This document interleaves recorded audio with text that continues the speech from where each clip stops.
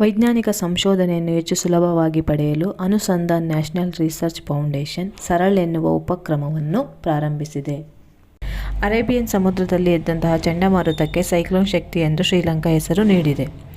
ISSA award 2025 Bharat win ಆಗಿದೆ.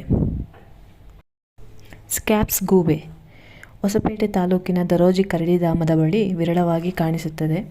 ಬ್ರಿಟ್ card ಭಾರತದ Aadhaar card ಮಾದರಿಯಲ್ಲಿಯೇ ಬ್ರಿಟನ್ನ ಬ್ರಿಟ್ ಕಾರ್ಡ್ ಜಾರಿ ಮಾಡಿದೆ. ರಾಷ್ಟ್ರೀಯ ಡಿಜಿಟಲ್ ಗುರುತಿನ ಚೀಟಿ ಯೋಜನೆ ಆಗಿದೆ. 7 ನ್ಯಾನೋಮೀಟರ್ ಪ್ರೊಸೆಸರ್ ಇದನ್ನು IIT ಮದ್ರಾಸ್ ಅಭಿವೃದ್ಧಿಪಡಿಸಿದೆ.